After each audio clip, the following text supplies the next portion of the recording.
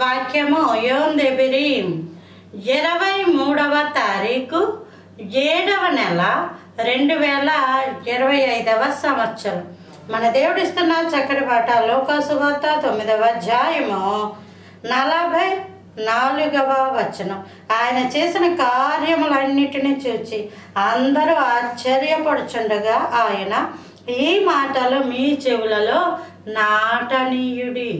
ఈ మాటలు మీ చెవులలో నాటనీయుడి. చెవులలో మాటలు నాటనీయడం అన్న మాటకు అర్థం ఏంటంటే, ఎప్పుడైతే ఒక మొక్క మట్టిలో నాటేమో మరొక మొక్క అదే ప్లేస్లో నాటడానికి అవకాశం ఉండదు. ఆల్రెడీ ఒకటి ఉంది కదా చెట్టు, ఆ చెట్టు తీసేస్తేనే, ఆ మొక్క తీసేస్తేనే ఇంకొక మొక్క అన్నది మనం నాటగలం. కానీ ఆల్రెడీ ఒక మొక్క ఉంటుండగా ఇంకో మొక్క అక్కడే ఎలాగ నాటేస్తాం? నాటలేం. అది అర్థం.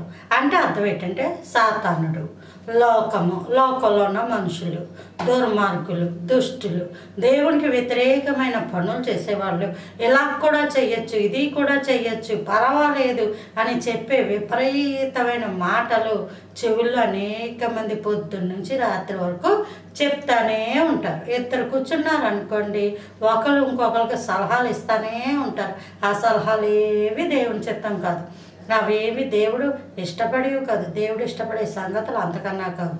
అయితే అవి అలా చెప్తానే పొద్దున్న నుంచి పొద్దుపోయే వరకు అవన్నీ వింటానే ఉంటారు. ఇంటికి వచ్చాక ఆ మాటల్లో ఏదో ఒకటి పని చేస్తుంది. దాన్ని బట్టి ఇంటిలో గొడవలు పెట్టుకుంటారు, తగాదాలు పెట్టుకుంటారు, నాకు పలానాది కావాలని అడుగుతుంటుంటారు. ఇలాగ కుటుంబాలు అస్తవ్యస్తం అయిపోతాయి.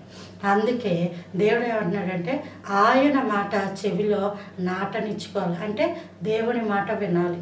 దేవుడు ఏం చెప్తున్నాడు, ఎలా మాట్లాడుతున్నాడు, నేను ఎలా ఉండాలి, ఎలాంటి జీవితం జీవించాలి అని ఎప్పుడైతే దేవుడి దగ్గర మనం ఇలాంటి ఆశ కలిగి ఉంటామో దేవుని మాటలు మాత్రమే వింటాం.